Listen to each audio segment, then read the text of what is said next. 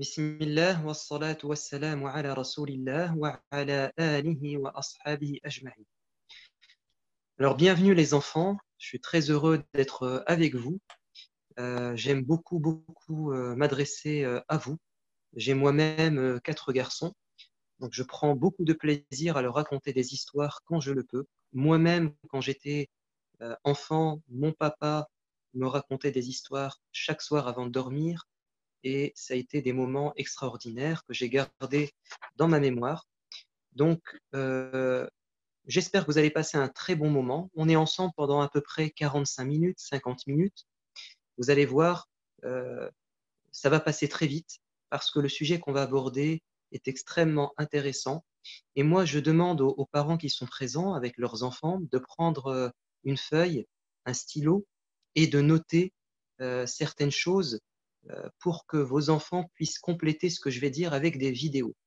Alors, on ne peut pas sur Zoom montrer de vidéos, cette plateforme ne nous le permet pas. Généralement, quand je raconte des choses aux enfants, j'ai toujours des vidéos à l'appui pour que ça soit plus pertinent et puis pour aussi changer un peu le moyen de communication.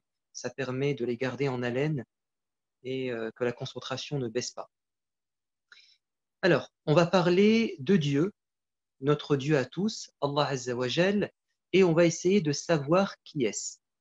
Alors Dieu, on ne peut pas le voir, Dieu, on ne peut pas lui parler directement, c'est lui-même qui nous a parlé et qui s'est présenté à nous. Dans le Coran, Allah Azza wa Jal se présente comme étant Al-Hadi, le guide.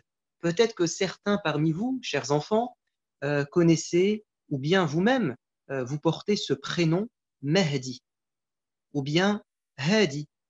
Hadi, Mahdi, ça renvoie à la même qualité, au même attribut, ça signifie le guide, celui qui est guidé, celui qui guide.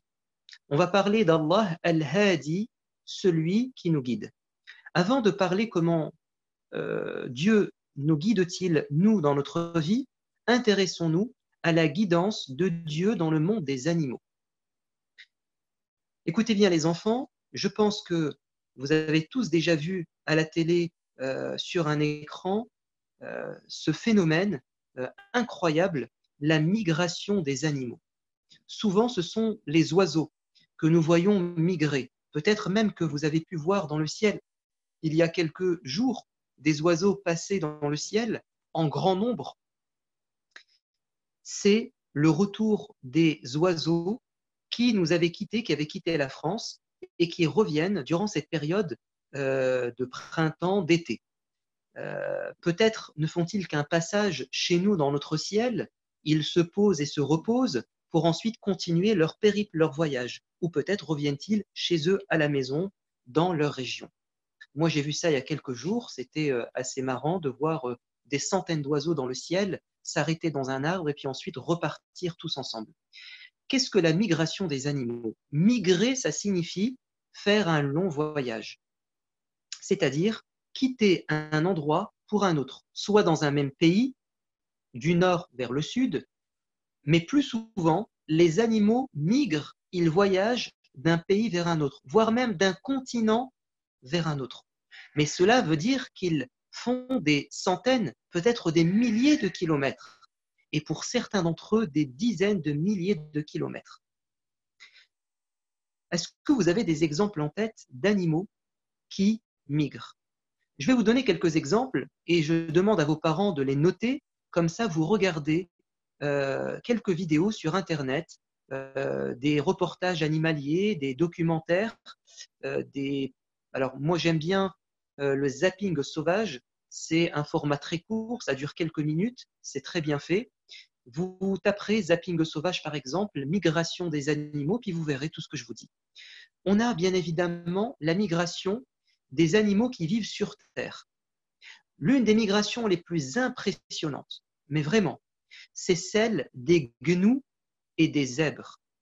Alors le gnou, ça ressemble à un taureau, ça vit en Afrique, plus particulièrement en Tanzanie, au Zaïre, au Kenya, donc au centre de l'Afrique. Les zèbres, bon, vous les connaissez, ce sont ces chevaux ou ces ânes qui ont des rayures blanches et noires. Ces animaux, par milliers, quittent la Tanzanie ou le Kenya pour aller en Tanzanie. Pourquoi? À cause de la sécheresse. À un moment donné, durant les périodes très chaudes, ces animaux n'en peuvent plus. Ils quittent leur lieu d'habitation et ils parcourent des centaines de kilomètres vers le fleuve l'endroit où la pluie va descendre et également où les fleuves se forment. Et je pense que vous avez déjà vu ça, les gnous, les zèbres qui traversent un fleuve et vous avez des crocodiles qui les attendent et qui se font une joie de les attraper et de les manger. Évidemment, tout le monde ne meurt pas, puisqu'ils sont des milliers, mais pour certains d'entre eux, ils se font attraper, dévorés par les crocodiles. Donc, ces animaux, à un moment donné dans leur vie, à un moment donné dans l'année, ils vont tous ensemble faire une migration en groupe. Vous avez également d'autres animaux un peu plus petits, terrestres, comme les crabes.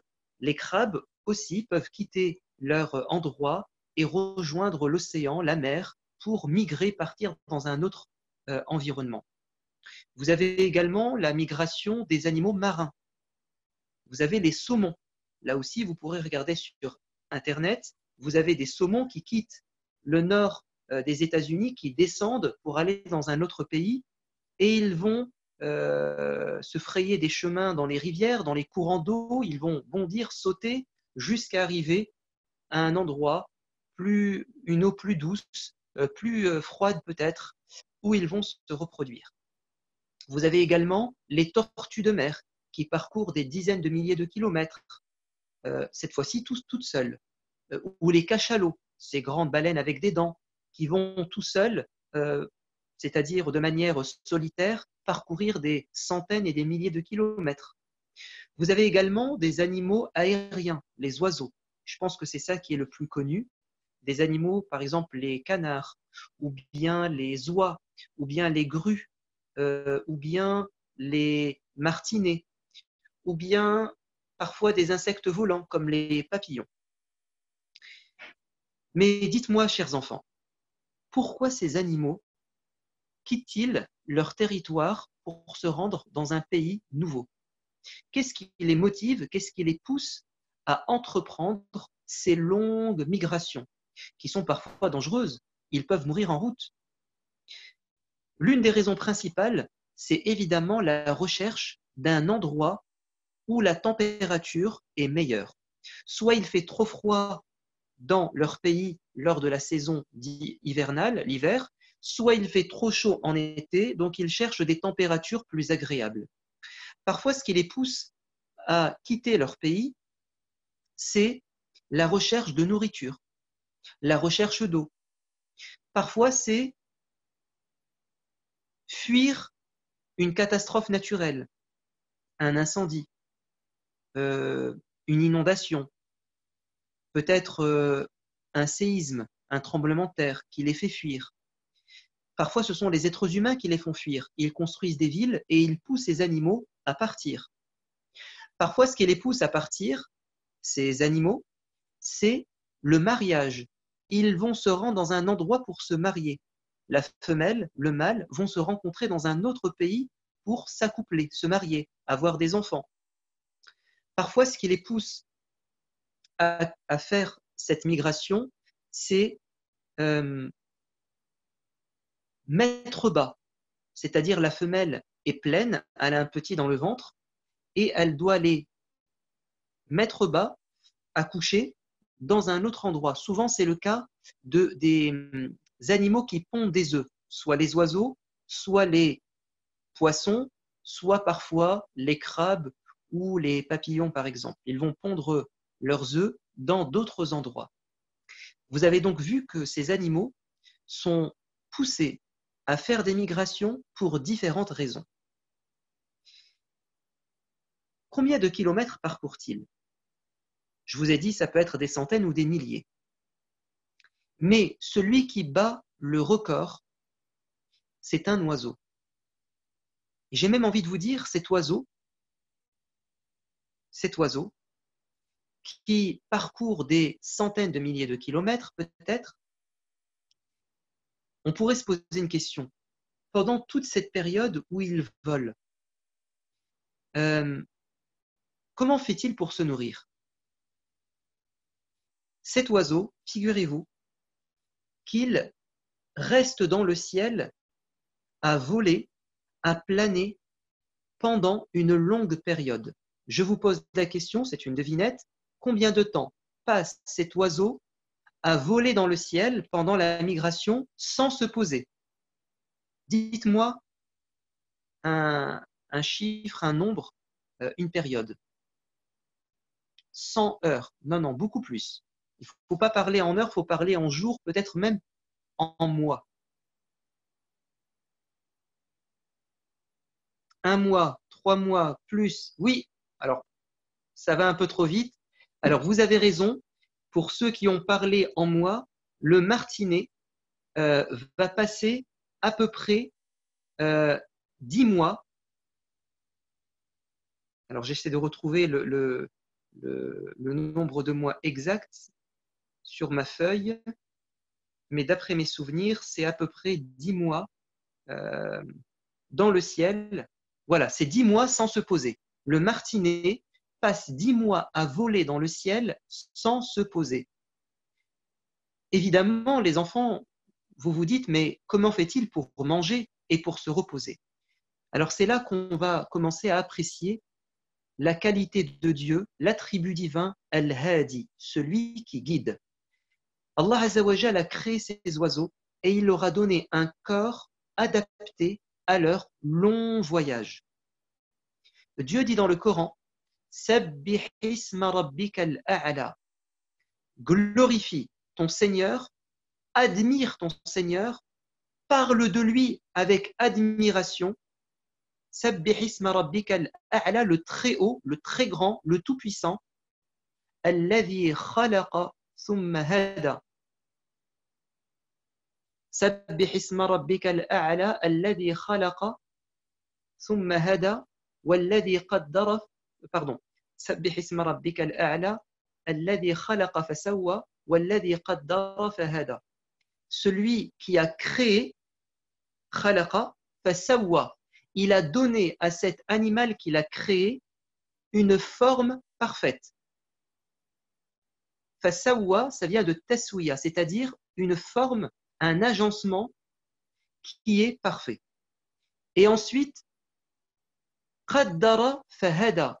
Ensuite, al-taqdir, ça signifie c'est lui qui a déterminé, qui a fait un calcul. Il a calculé, il a programmé.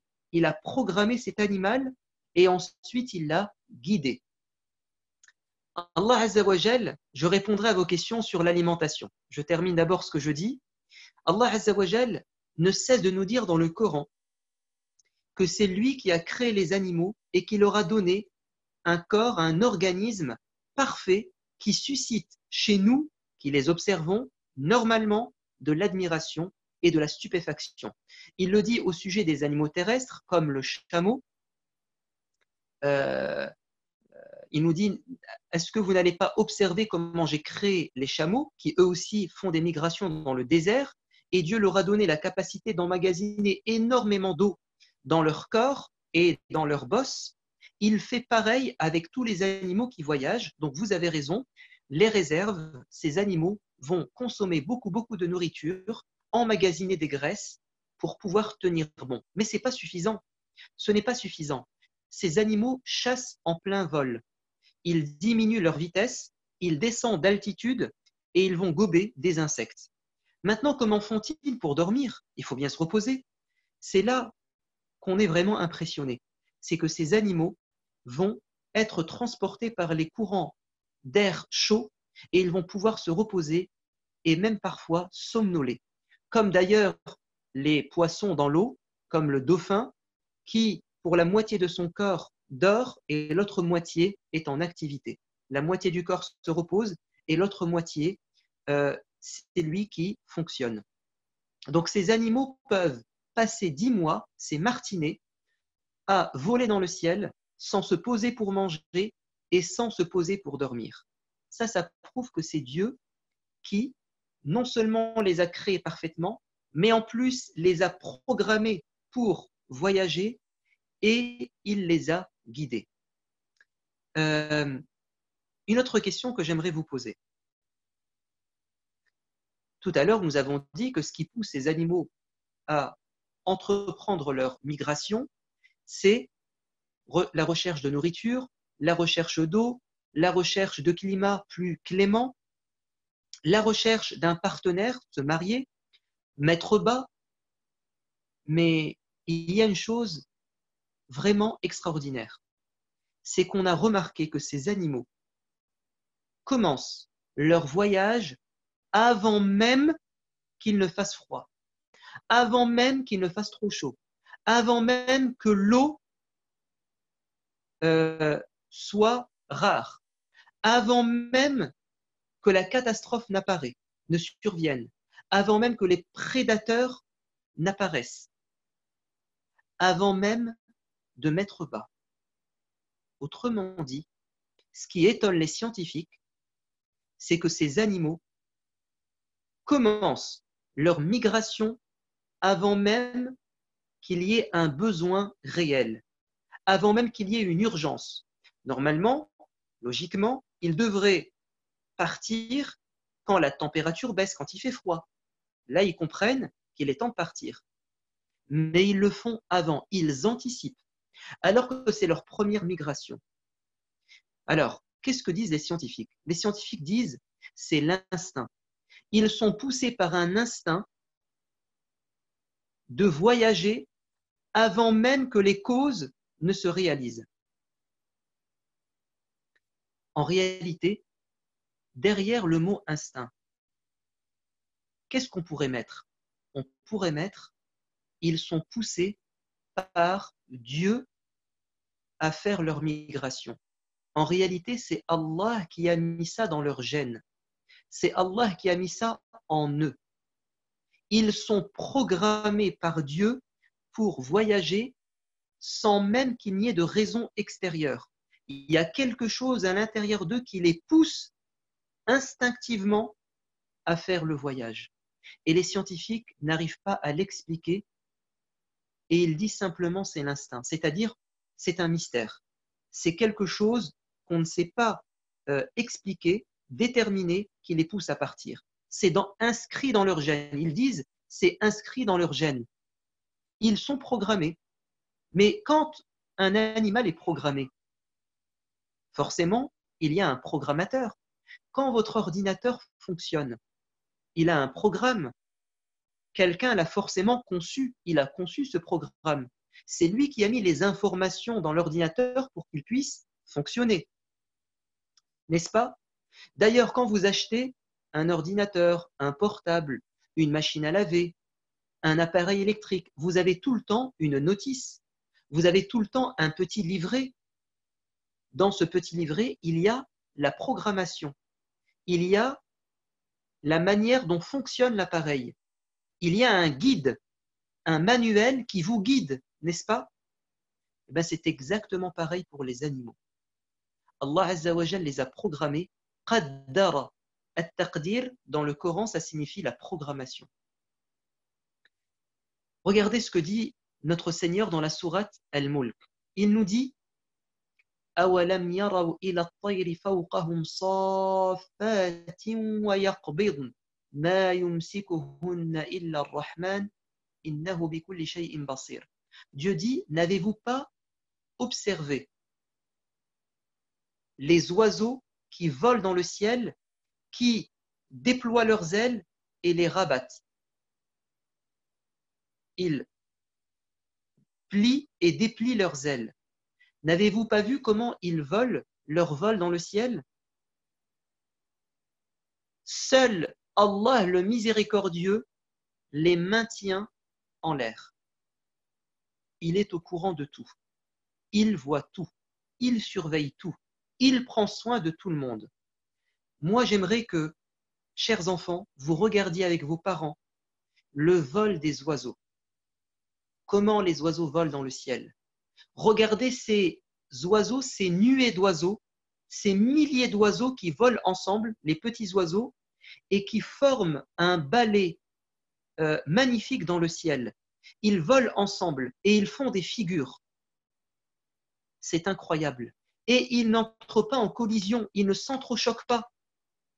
C'est comme s'ils étaient programmés pour voler ensemble et ils arrivent à faire des choses tous ensemble comme si c'était une seule créature.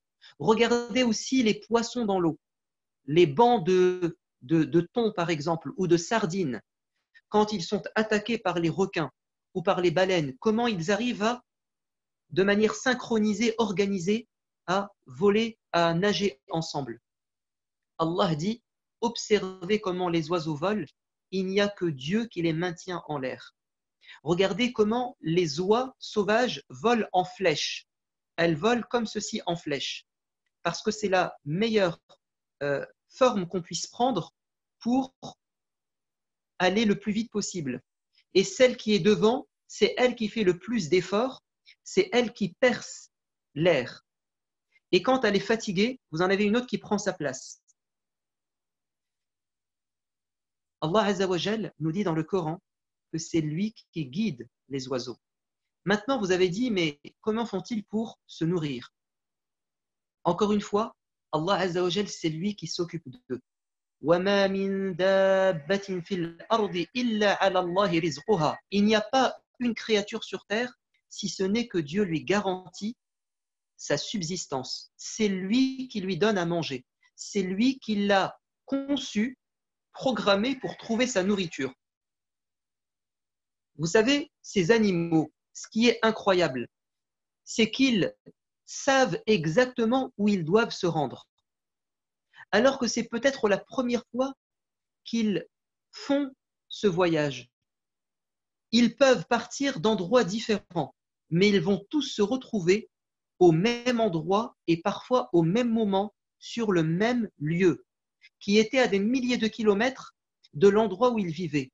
Comment savent-ils leur destination tous ensemble alors qu'ils partent parfois d'endroits différents? Comment peuvent-ils arriver au même moment alors qu'ils ne vivent pas ensemble?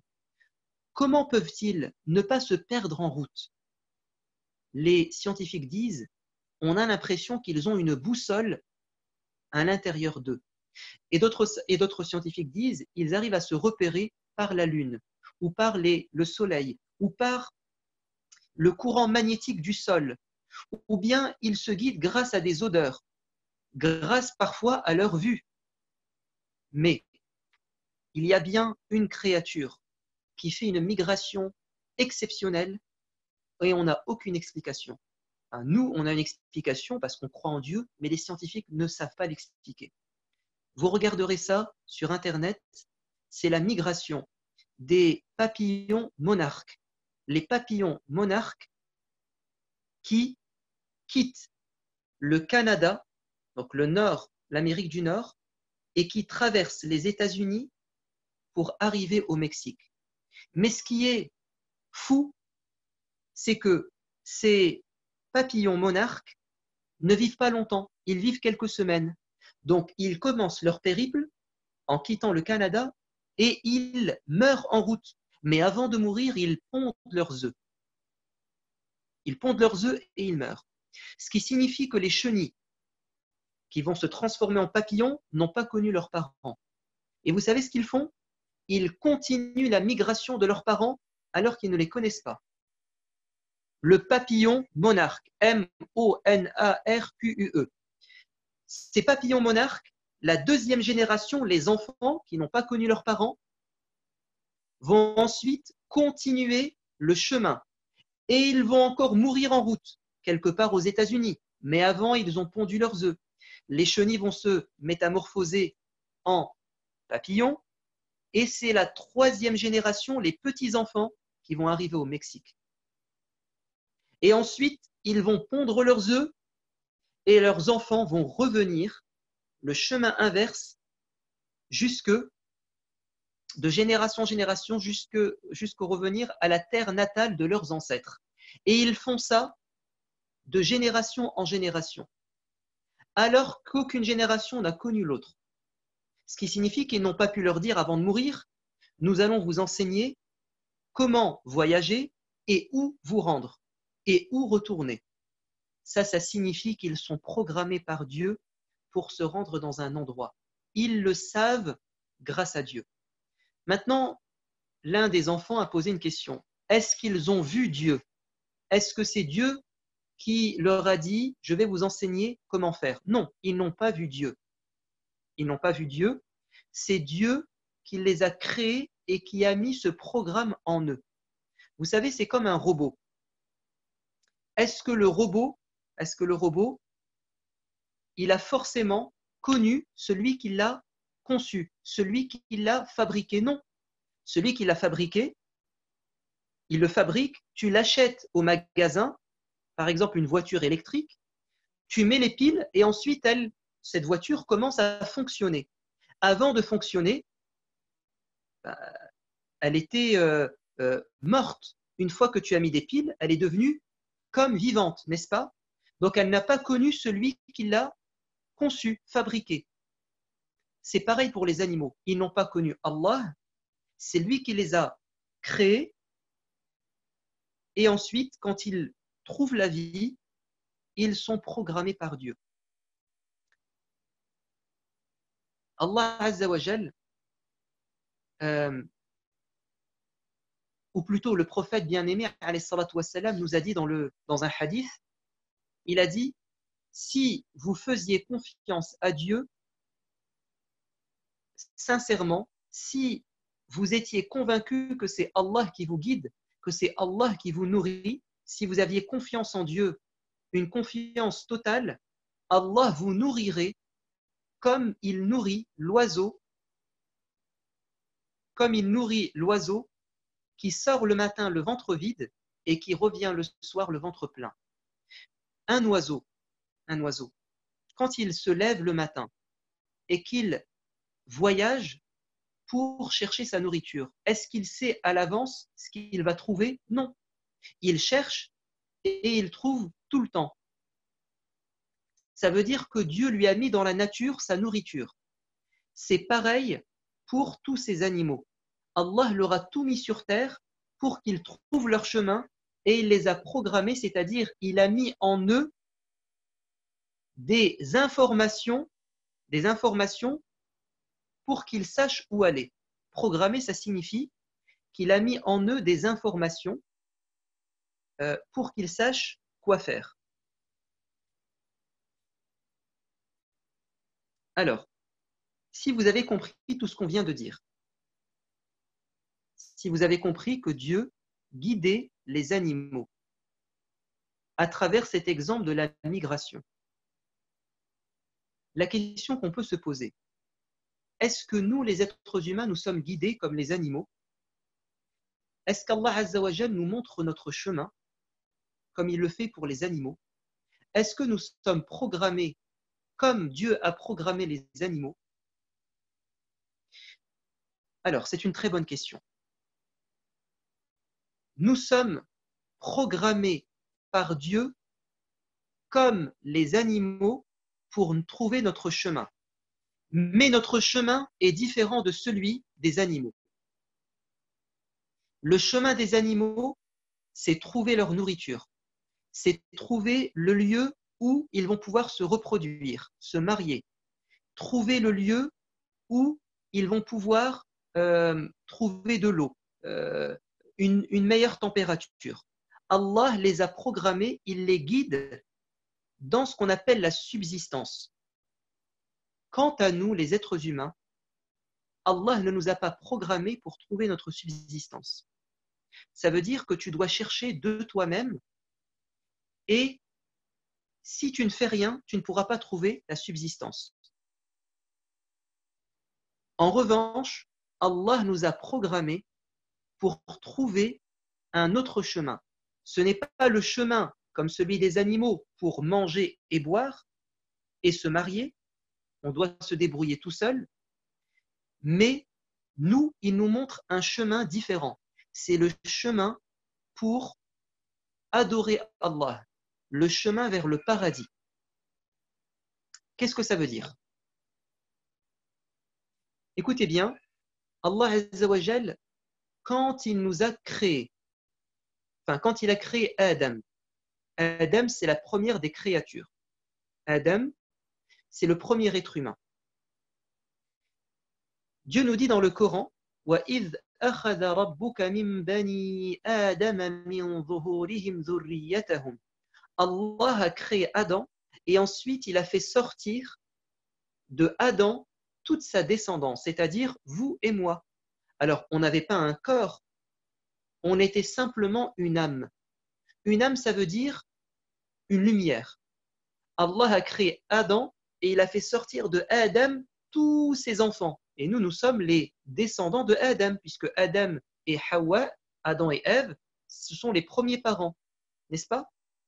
Vous avez des parents, vous avez des grands-parents, des arrière-grands-parents. Si on remonte dans le temps, on va retomber sur un papa, une maman, Adam et Ève. Allah nous a dit, quand j'ai créé Adam, j'ai fait sortir de lui tous ses enfants, toute l'humanité, les milliards d'êtres humains qui allaient arriver plus tard, dont vous et moi, à l'état d'âme, de lumière. Et vous savez ce qu'a fait Allah? Il va nous programmer. À ce moment, il va nous programmer. Il va dire Alastu bi rabbikum, est-ce que je ne suis pas moi Allah votre Seigneur? Et vous savez ce qu'on va dire? On va dire Bala wa rabbina. Qalu bala shahidna. Oui, nous sommes témoins.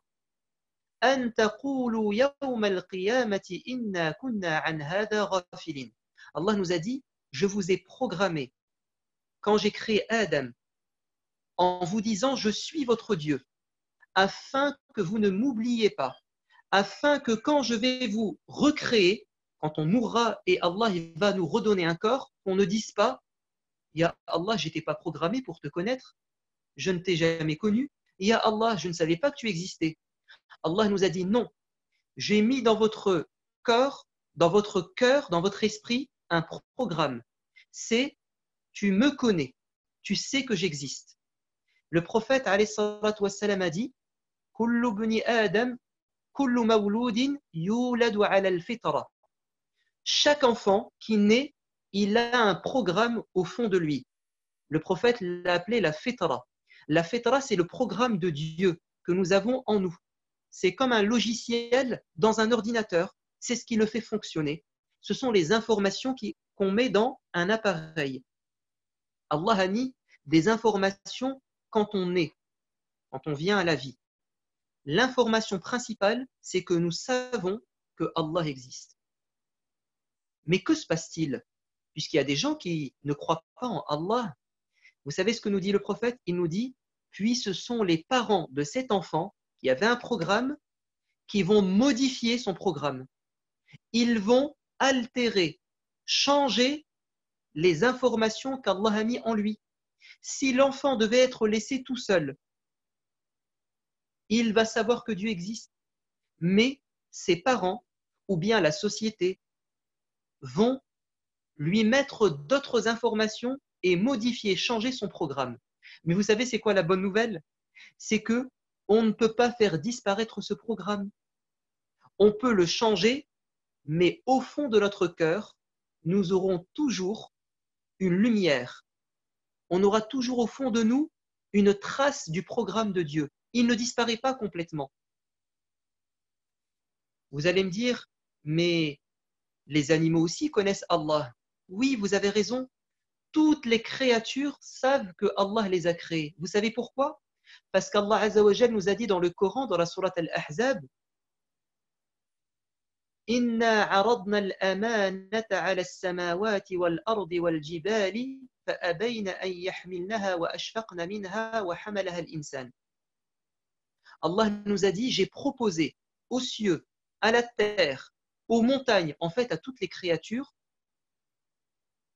ce programme. Pardon, pas ce programme. J'ai proposé à ces créatures la liberté de changer ce programme, d'écouter ce programme, de le suivre ou de ne pas le suivre. Toutes les créatures ont dit à Allah, on veut que ce programme soit en nous et qu'on ne puisse pas le changer. On veut toujours te connaître, ne jamais t'oublier. Toutes les créatures sont en contact avec Allah. Ils glorifient Allah. Ils parlent avec Allah. Alors, on ne comprend pas ce qu'ils disent à Allah, parce que nous, on est des êtres humains, on n'entend pas tout. Vous savez, il y a certaines choses que disent les animaux, on ne l'entend pas.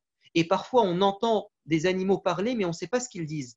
Mais tous les animaux, même les montagnes, même le ciel, la terre, le soleil, parlent avec Allah parce qu'ils ont ce programme. Et eux ne peuvent pas changer ce programme. Ils resteront toujours en train de parler à Allah et ils n'oublieront jamais Allah. Mais nous, les êtres humains, on a un programme comme les animaux, mais ce programme, on peut le changer, on peut le transformer. C'est la différence entre nous et les animaux. Allah a rajouté quelque chose pour les animaux, c'est qu'il les programme pour qu'ils sachent où manger, où boire, où se marier. Nous, les êtres humains, on doit se débrouiller, on n'a pas cette partie du programme. Allah nous laisse nous débrouiller tout seuls. Alors, maintenant, je vais vous poser une autre question. Allah, c'est celui qui a mis ce programme en nous. C'est lui qui nous guide vers le paradis. C'est lui qui nous guide vers lui. N'est-ce pas? La question que je vais vous poser maintenant, à laquelle nous allons répondre, c'est comment Allah nous guide-t-il? Comment Allah va-t-il nous guider pour qu'on trouve le chemin du paradis et pour qu'on ne l'oublie jamais, pour qu'on se souvienne de lui? Comment fait-il pour nous montrer comment connaître ce programme, l'écouter, en prendre soin? C'est la grande question. Allah nous l'a dit dans le Coran. Il a dit سنريهم آياتنا في الآفاق وفي أنفسهم حتى يتبين لهم أنه الحق. Allah a dit, je vais montrer aux êtres humains des signes à l'extérieur, dans le monde, autour d'eux, et aussi à l'intérieur d'eux. Allah nous guide vers lui, vers le paradis de deux manières différentes. À travers des signes, des preuves, des événements qui se produisent soit autour de nous, dans le monde, soit qui se passent en nous. Commençons par les signes intérieurs. Vous savez, il y a des gens qui ont oublié Allah. Ils ne sont pas musulmans. Ils ne sont même pas croyants, ni juifs, ni chrétiens, ni musulmans. Ils ne croient pas en Allah. Et puis à un moment donné, Allah les guide et ils finissent par croire en Allah. Et ils finissent par l'adorer. Grâce à quelque chose qui se passe dans leur cœur, un signe intérieur. C'est quoi ce signe intérieur? Dieu dit dans le Coran, فَمَنْ يُرِدِ اللَّهُ أَنْ يَهْدِيَهُ يَشْرَحْ صَدْرَهُ لِلْإِسْلَامِ. Celui que Dieu veut guider, il lui ouvre le cœur, la poitrine à l'islam. Ça veut dire qu'il y a des gens, à un moment donné, ils ressentent dans leur cœur une attirance pour Allah, une attirance vers l'islam. Comme ça, sans que toi et moi, on leur ait parlé de l'islam. D'eux-mêmes, ils sont attirés par Dieu. Comment ça se passe? Je vais vous donner quelques exemples. Les gens, à l'époque du prophète, alayhi salatu wassalam, certains d'entre eux ont été guidés, vous savez comment? Simplement en écoutant la parole de Dieu. Ils ont entendu la parole de Dieu et ils ont senti dans leur cœur une attirance vers la religion. Et ils ont fini par devenir musulmans. Par exemple, vous avez l'exemple de Omar ibn al-Khattab. Omar ibn al-Khattab, qui va devenir un grand compagnon et le deuxième calife de l'islam, quand il vous parle de sa conversion à l'islam, comment il a trouvé le chemin vers Dieu, vous savez ce qu'il a dit? Il a dit, tout a commencé quand un jour j'étais à côté de la Kaaba et le prophète était en train de réciter la parole de Dieu. Et là, j'ai senti quelque chose dans mon cœur bouger, vibrer. J'ai senti que Allah était en train de me parler. J'ai aimé l'islam à ce moment. Mais à quel moment exactement il est devenu musulman? Parce que ça, c'était que le début de l'attirance. À quel moment il a fait le pas? C'est quand il est rentré chez sa sœur Fatima, la sœur de Omar, et il a entendu la sourate du Coran Taha et il l'a lue. Là, il a été guidé vers l'islam, simplement en écoutant la parole de Dieu. Moi, je vous invite à regarder dans la série Omar cet épisode où Omar devient musulman. Et vous allez voir que c'est grâce au Coran, en écoutant la parole de Dieu, sans que quelqu'un ne soit intervenu, juste en écoutant la parole de Dieu, son cœur a bougé, a vibré. Également, parfois, il y a des gens qui vont devenir musulmans en écoutant le adhan. Juste en écoutant le adhan, ils vont devenir musulmans. C'est incroyable. Leur cœur se sent attiré par l'islam en écoutant simplement le adhan. Ou bien, il y a des gens qui vont aimer l'islam, revenir vers Dieu simplement en allant dans un endroit. Et là, je vais vous citer une anecdote. Vous savez, je suis imam dans une mosquée. Et chaque année, nous faisons des portes ouvertes, c'est-à-dire nous demandons aux gens de venir visiter la mosquée. Et je connaissais une enseignante de français qui s'appelait Laurence et qui donnait des cours de français à mon fils. Et un jour, on lui a dit, nous avons une porte ouverte à la mosquée, ça vous dirait de venir visiter la mosquée où va votre élève? Elle a dit oui, ça m'intéresse. Et Laurence est venue, elle a passé un très bon moment à la mosquée, elle est rentrée dans la salle de prière, elle a visité les locaux, elle a discuté, elle a bu du thé, elle a mangé des gâteaux. Et le soir, elle a envoyé un message à mon épouse en lui disant « ça fait 2 ans que je suis en dépression, que je ne vais pas bien, que je suis triste, que je prends des médicaments pour ne pas sombrer dans la folie et la dépression. C'est la première fois depuis 2 ans que j'ai ressenti un bien-être, une paix, une joie dans mon cœur. Je crois que j'ai trouvé mon chemin pour être heureuse. » Et elle va devenir musulmane simplement parce qu'elle a mis un pied dans une mosquée. Il s'est passé quelque chose dans son cœur. Il y a la rahma de Dieu, la miséricorde. Il y a des anges. C'est la maison de Dieu. Donc on ne peut pas rester insensible. Beaucoup de gens qui rentrent dans les mosquées ressortent avec une attirance pour l'islam. C'est pour ça qu'il faut qu'on les invite. Très bien. Ça, c'était le premier signe intérieur. C'est une attirance, un apaisement. Il y a un autre signe qui peut être intérieur, c'est un rêve. Il y a des gens qui vont revenir vers Dieu, ou bien se convertir à l'islam, ou se repentir. Allah les guide par un rêve. Je vais vous donner quelques exemples. Safiya, c'était une femme juive. Elle était la fille du plus grand ennemi du prophète à Médine, Huyay ibn Ahtab. Elle était mariée aussi à un homme qui combattait le prophète. Et un jour, elle va dire à son mari, « J'ai fait un rêve étrange. J'ai vu la lune rentrer dans mon ventre. » Et son mari va la gifler très fort en lui disant, « Est-ce que tu espères un jour te marier avec le dernier des prophètes ?» C'est-à-dire Muhammad alayhi salatu wassalam, et eux le détestaient, ils le combattaient.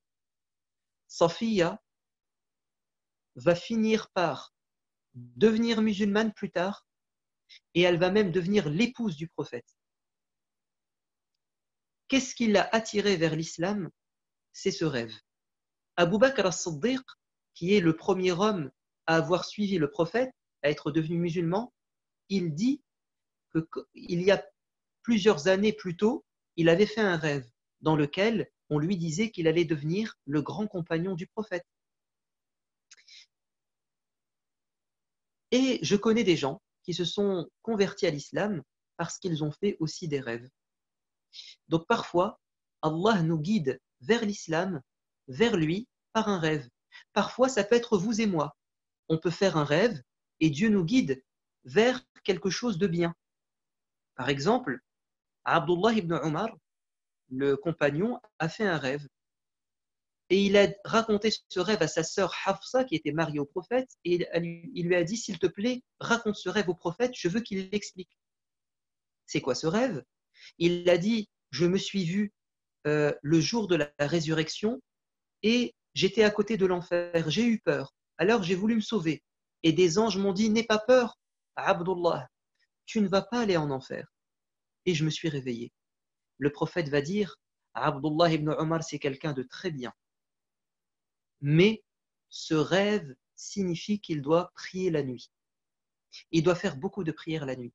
Abdullah ibn Omar a dit, depuis ce jour, je n'ai pas cessé de prier la nuit.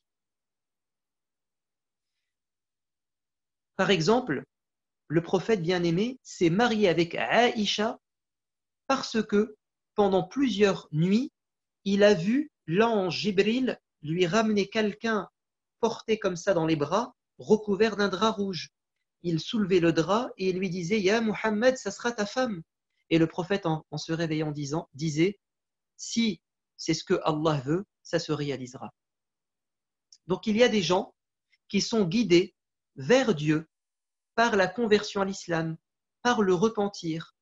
Parfois, on leur indique une œuvre de bien simplement par un rêve. Allah nous guide par des rêves parfois. Il y a le fameux exemple de le repentir de cet homme qui va devenir un grand saint de l'islam, un grand savant. C'est Ibrahim ibn al-Adham, si je ne me trompe pas. Oui, c'est ça.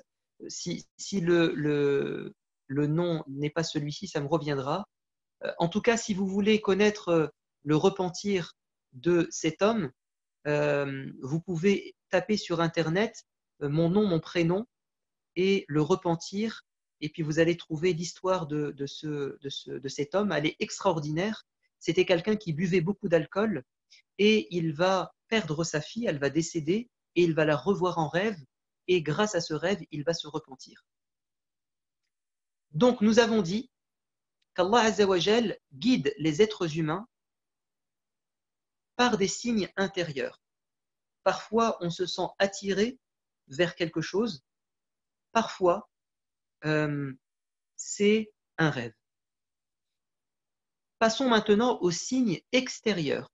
Parfois, ce sont des signes à l'extérieur. Par exemple, un miracle. Beaucoup de gens sont devenus croyants en voyant des miracles. Par exemple, dans l'histoire de Pharaon, avec Moïse, souvenez-vous, Moussa avait jeté son bâton, il s'était transformé en serpent. Il a sorti sa main, elle était blanche de lumière, mais Pharaon, têtu, obstiné, a demandé aux magiciens de se confronter à Moussa en faisant un tour de magie. Et les magiciens ont jeté des bâtons et des cordes qui ont commencé à ramper comme des serpents. C'était un tour de magie, un effet spécial. Et Moussa a jeté son bâton qui s'est transformé en un vrai serpent qui va avaler tous ses bâtons et toutes ses cordes. En voyant ce miracle, tous les magiciens vont se prosterner et ils vont devenir croyants et musulmans grâce à un miracle. Et puis vous avez évidemment beaucoup d'autres exemples. Mais prenons un exemple d'une personne qui a vécu en France, qui s'appelle Maurice Bucaille. Maurice Bucaille, en 1981, quand en France le président Mitterrand a été élu, il a demandé à l'Égypte l'autorisation de recevoir des momies. Alors les momies, ce sont des pharaons qui sont décédés, morts, et on les a embaumés et on les a entourés de bandelettes pour que leur corps soit conservé. Donc l'Égypte a envoyé des momies Et Maurice Bucaille, c'était un grand chirurgien français qui était à la tête de cette équipe de scientifiques qui allait observer, analyser, étudier ces momies. Et Maurice Bucaille dit, j'ai étudié une momie et qu'est-ce que j'ai découvert? J'ai découvert que ce pharaon est mort noyé. Pour quelle raison? Parce que, premièrement, il y avait des traces de sel. Deuxièmement, c'est que ses os, sa cage thoracique, elle était intacte, mais ses organes à l'intérieur, ils étaient détruits, explosés. Donc il a dit, c'est forcément une pression qui a fait exploser les organes internes, mais ce n'était pas assez puissant pour écraser les os. Et puis il a dit, il est mort noyé, mais attention, son corps a été retrouvé le jour même, parce qu'il est bien conservé, il n'est pas resté très longtemps dans l'eau jusqu'à se décomposer. Et il a l'un de ses collègues qui lui a dit, cher confrère, sachez que ce que vous venez de découvrir, c'est écrit dans le Coran. Il a dit, mais c'est impossible. Je suis le premier à avoir analysé cette momie, donc je suis le premier à avoir découvert comment ça s'est produit. Et il va lui réciter le passage de la sourate Yunus, où Allah dit que Pharaon a été noyé, et ensuite Allah dit Al-ana al-yawma nunajjika bi badanika litakuna liman khalfaka aya. Aujourd'hui, nous allons conserver ton corps, le sauvegarder, afin que tu restes et tu deviennes un signe pour les gens futurs, pour les générations qui viendront après toi.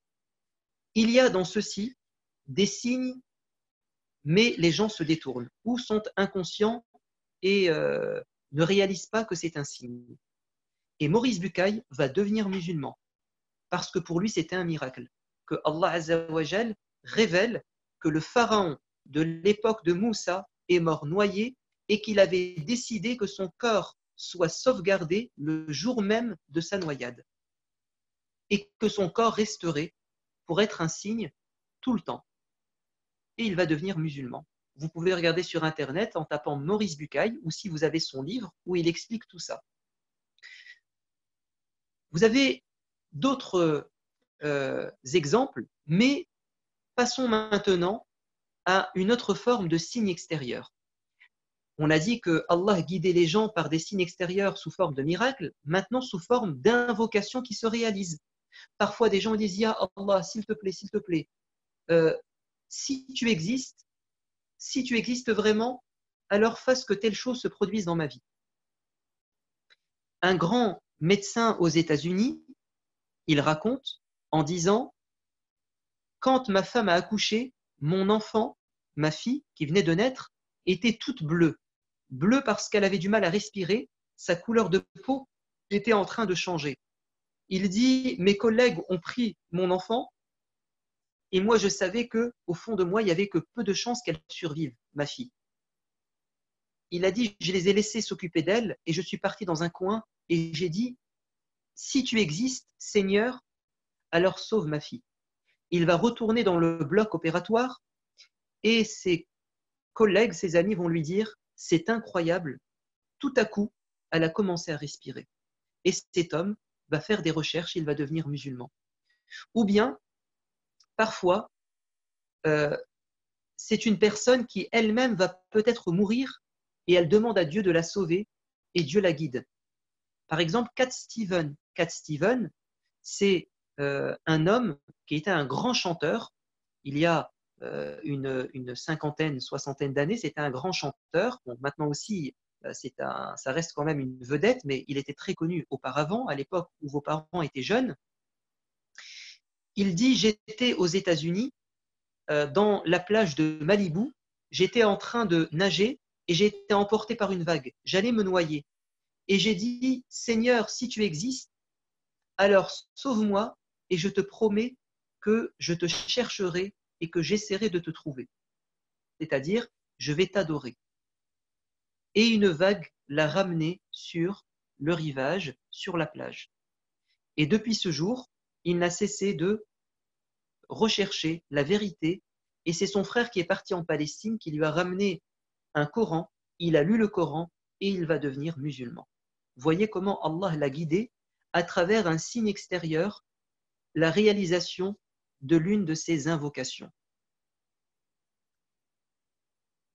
Vous avez également l'histoire, mais je vous laisserai l'étudier avec vos parents, l'histoire du Roulem, ce jeune qui apprenait la sorcellerie. Le prophète nous a parlé de son histoire et qui va un jour demander à Dieu de le guider. Est-ce que c'est le sorcier qui a raison ou bien c'est l'ermite, cet homme qui vivait dans une grotte et qui lui a enseigné la vraie religion qui a raison? Et il va demander qu'une invocation se réalise. Vous lirez son histoire. Parfois, vous savez, ce qui fait qu'une personne est guidée vers Dieu, un signe extérieur sous la forme d'un événement incroyable, une coïncidence, c'est-à-dire quelque chose qui se produit et tu te dis, mais ça peut être que Dieu, c'est un signe de Dieu. Je vous raconte une histoire. Enfin, c'est le prophète qui nous l'a raconté. Il dit, c'est pas le prophète qui l'a raconté, c'est une femme à l'époque du prophète qui vivait dans la mosquée du prophète dans une tente. Et elle était la copine de Aïcha, la femme du prophète. Et à chaque fois, cette femme, elle chantait des vers de poésie où elle disait « Ah, je remercie Allah quand il m'a sauvé le jour du collier. » Et Aïcha lui a dit « Mais c'est quoi ce jour du collier que tu ne cesses de répéter ?» Elle a dit « Avant de venir ici, je vivais dans une famille. J'étais une femme de ménage, une servante. Et l'une des femmes de la maison est partie se laver et elle a retiré son collier qu'elle a posé par terre. Et quand elle est sortie, son collier a disparu. C'était un collier avec des perles blanches et rouges. Et on m'a accusé en me disant que c'était moi qui m'étais emparé de ce collier parce que je suis pauvre. J'ai voulu m'enrichir. Et je leur ai dit, ce n'est pas moi, vous n'avez pas de preuves, ne m'accusez pas comme ça. Et ils ont commencé à me fouiller, à me maltraiter. Et pendant ce temps, au même moment, un oiseau est passé, qu'on appelle un milan, c'est un rapace, et il avait dans son bec le collier et il l'a jeté devant nous par terre. Et en fait, il avait pensé que c'était de la viande rouge avec de la graisse blanche. Cet oiseau a jeté le collier exactement à l'endroit où était cette femme, au même moment où on était en train de la fouiller. Ce n'est pas un hasard, c'est forcément Allah qui a guidé cet oiseau pour sauver cette femme. Et cette femme va dire, vous avez vu, vous m'avez maltraité, accusé, alors que c'était ce rapace qui l'avait pris. Et elle va quitter cette famille, elle va quitter cette maison, et comme elle était à la rue, elle va partir chez le prophète, elle va devenir musulmane, et on va l'accueillir dans la mosquée, elle va vivre dans la mosquée dans une tente. Très bien. Je résume avant de répondre à vos questions. Allah Azza wa Jal guide tout le monde, les animaux comme les êtres humains. Mais il y a une grande différence. C'est que nous, les êtres humains, il nous guide vers lui pour qu'on l'adore. Et des gens ne peuvent ne pas être guidés.